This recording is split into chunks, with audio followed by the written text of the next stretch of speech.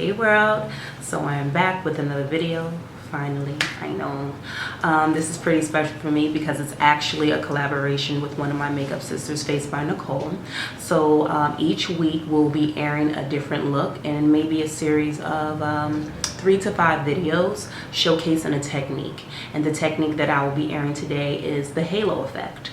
So hopefully you will enjoy the series. You will get some information and some inspiration from the looks that we created. And thank you for watching, subscribing, commenting, and supporting me if you have. I'm definitely going to be on my A game, so please bear with me. Thank you so much and enjoy. We're going to start off by applying a base to our eyelid so that our shadows have something to stick to. I'm using LA Girls Pro Concealer in Warm Honey, and I will be setting that with a translucent powder. Feel free to use any eyeshadow base or primer that you choose.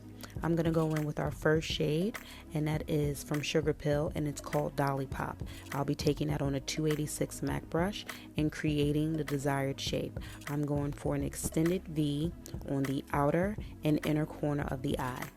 At this time, I just want us to focus on the placement and creating the shape versus blending and diffusing the colors. So just take your time and create your desired shape.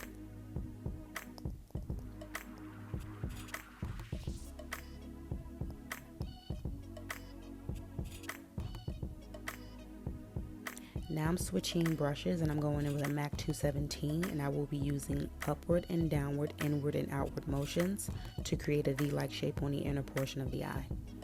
Now I'm going to go in with Makeup Forever number 92 on that same 217, and I will be placing that color directly underneath the previous shade that we put down. We're going for a gradient effect, and we want the eyeshadows to blow into one another seamlessly. So take your time and blend this out and try to keep it as compact underneath the previous shadow as you can.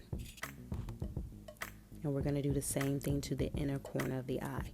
Just take your time with this and blend it out.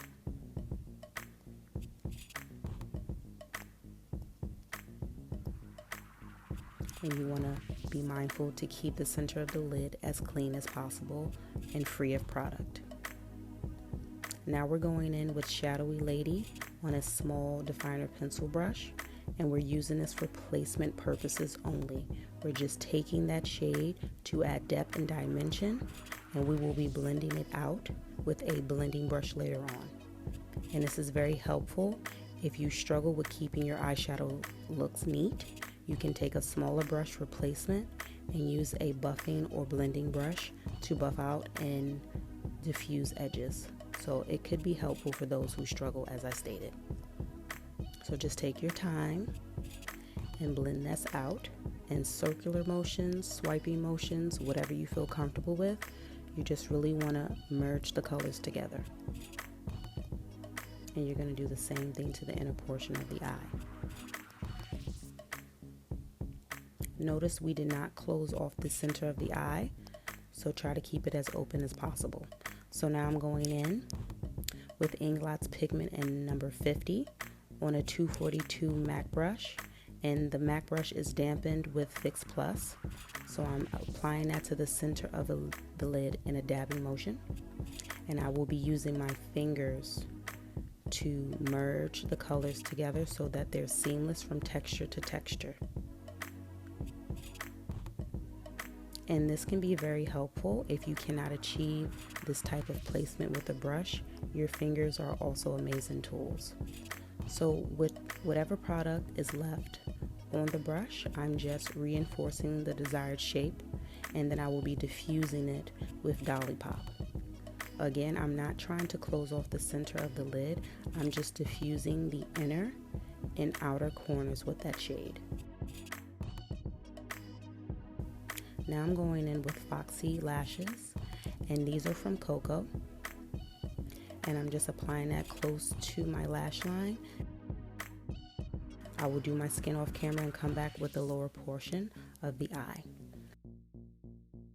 On that 286 brush, I will be smoking out the lower lash line and slightly below the waterline, and connecting that to the portion of the outer edge at the top.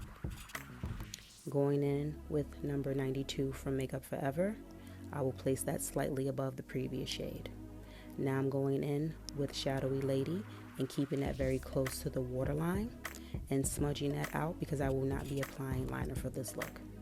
I'm going to take Fresh Innocence from the Pastel palette from MAC and highlight the inner portion of the eye, and the look is complete.